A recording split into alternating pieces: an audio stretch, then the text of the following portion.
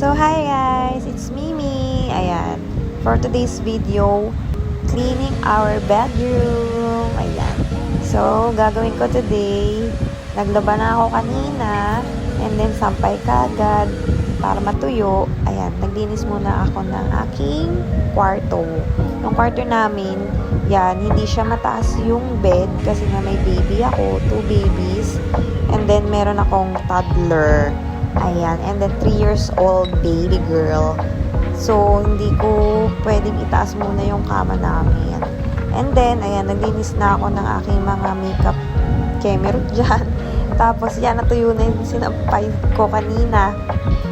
Yan, for the sabit-sabit na ako ng aming cortina. And then, yan, yung bedsheet namin. Gusto ko lang white, kaso nga lang talaga is dumihin siya.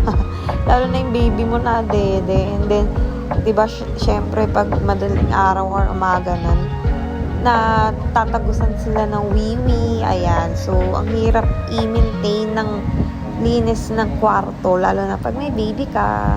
Pero, it's okay. Ayan. So, understandable naman yan. So, yan. Tudalinis si ate girl. Mag-aayos muna ako ng kama namin. Ganyan lang yung kama namin, guys.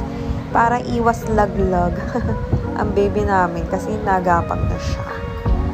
So, ayan, ganyan lang yung gusto kong ayos. Puti lang gusto ko para lang siya nasa hotel vibes. Ganun, ayan. And then, yan, kortina ko is parang ano lang siya, neutral. Ayan, so, may pa-keme-keme tayo dyan, pa-display muna for pictorial. Ayan. And then, nilagyan ko siya ng ganyan. Kunwari, may pa-gift.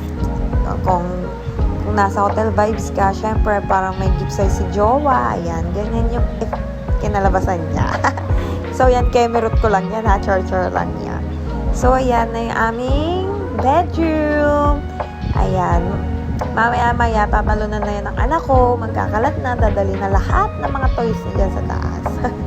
Ayan, thank you for watching, guys.